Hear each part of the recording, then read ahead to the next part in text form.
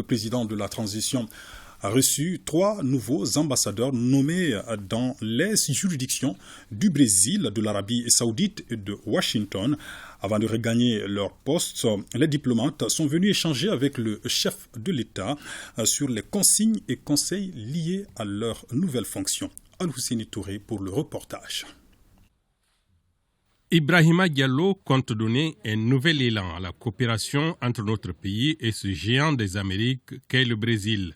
Membre des BRICS, le Brésil pourrait aider à donner plus de voix à notre diplomatie. Je vais au Brésil, qui est un grand pays, non seulement par la superficie, mais également par ses capacités.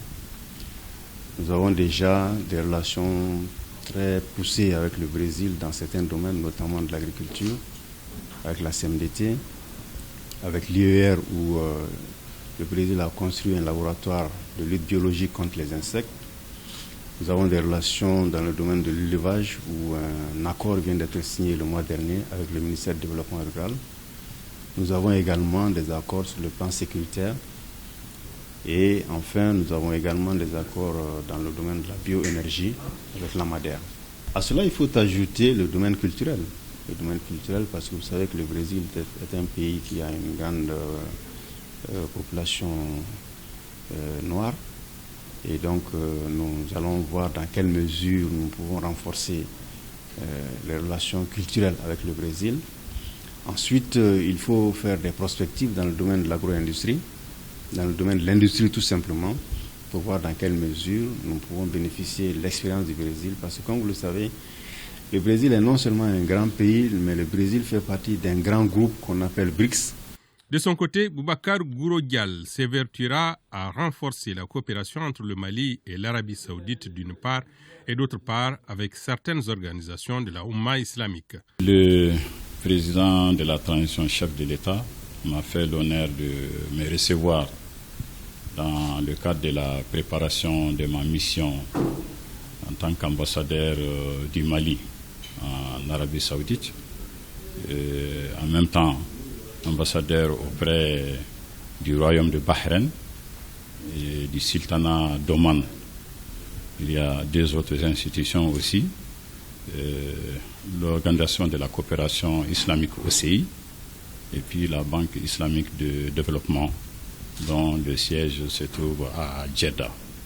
Donc nous avons échangé sur les actions à entreprendre pour renforcer nos relations de coopération avec les différents pays de la juridiction et puis les institutions qui sont dans la juridiction.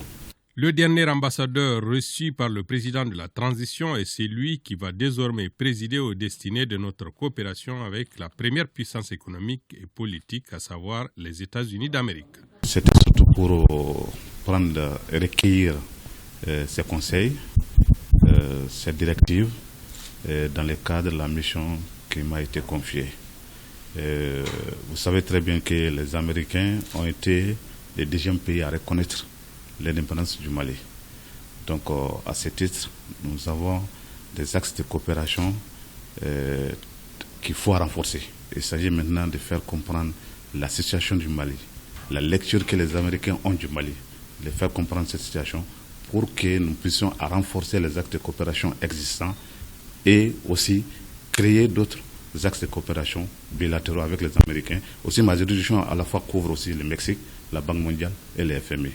À l'heure où le Mali a plus que jamais besoin de ses amis, l'accréditation de ces nouveaux ambassadeurs promet d'ouvrir de nouveaux horizons à notre diplomatie afin de dissiper les nuages qui menacent d'obscurcir l'horizon.